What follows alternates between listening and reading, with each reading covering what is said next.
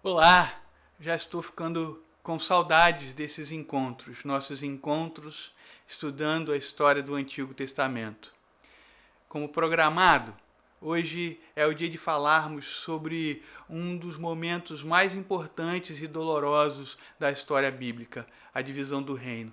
Vamos também olhar para o ministério dos profetas e o caminho que levou Israel e Judá para o exílio.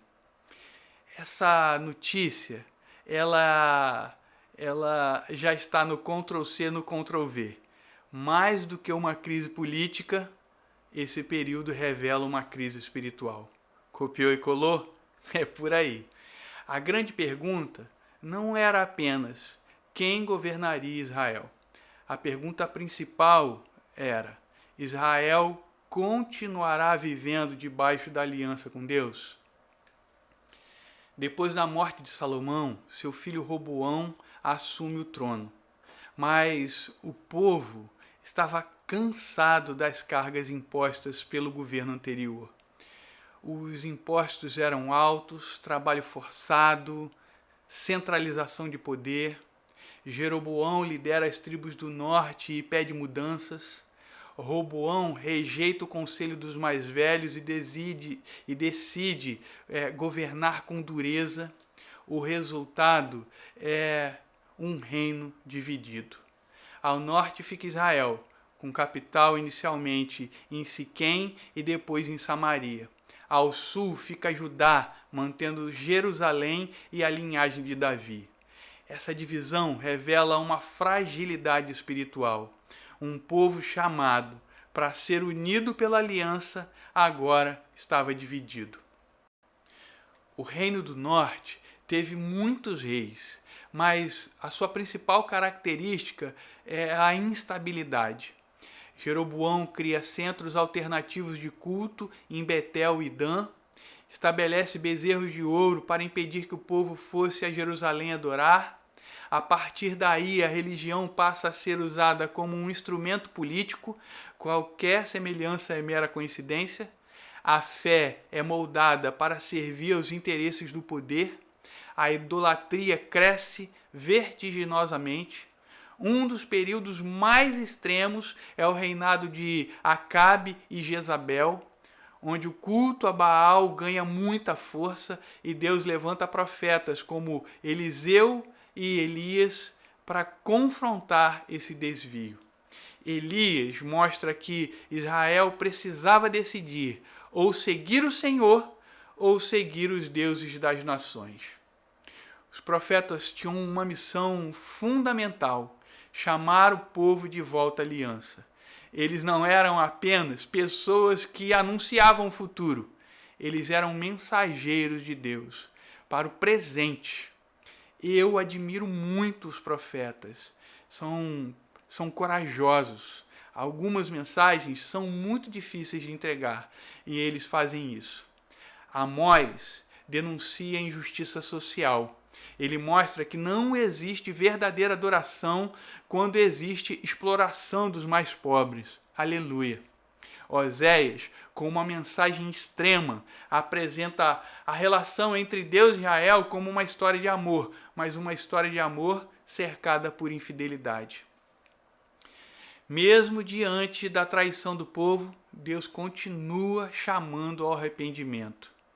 Em Judá, profetas como Isaías e Jeremias e Miqueias anunciam juízo, mas anunciam também esperança. A mensagem dos profetas é clara. A segurança de Israel não estava em alianças políticas, exércitos ou riqueza. A segurança estava na fidelidade a Deus. Com o passar dos anos, Israel se enfraquece. A instabilidade política aumenta, reis são assassinados, a corrupção se espalha, a Assíria cresce como uma grande potência militar.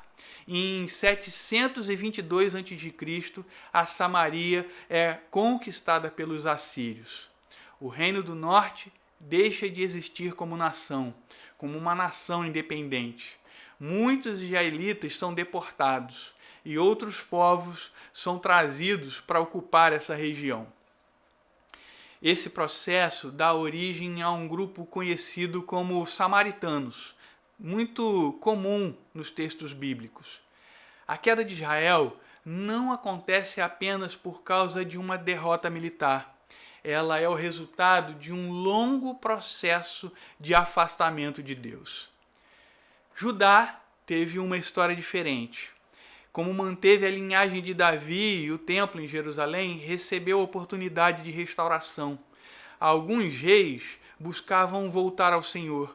Ezequias promoveu reformas religiosas. Josias também realizou uma grande renovação da aliança, removendo práticas idólatras e restaurando o culto. Mas outros reis conduziram o povo para longe de Deus. Ctrl+C, Ctrl+V. A idolatria, a injustiça, a rejeição aos profetas continuaram crescendo. Mesmo com advertências constantes, Judá caminhava para uma crise semelhante à de Israel. A Babilônia, então, surge como uma nova potência. Nabucodonosor domina Jerusalém. Primeiro acontece deportações pequenas, depois em 586 a.C., vem a destruição definitiva de Jerusalém. O templo é queimado, os muros são derrubados, a elite é levada para o exílio. Para Israel, essa foi uma crise profunda. O templo representava a presença de Deus. A cidade representava a promessa. A monarquia representava a esperança davídica. Agora, tudo parecia perdido. Mesmo no exílio, Deus não abandona o seu povo. Jeremias anuncia uma nova aliança, não escrita apenas em pedras, mas em corações. Ezequiel anuncia que Deus daria um novo coração e um novo espírito a esse povo.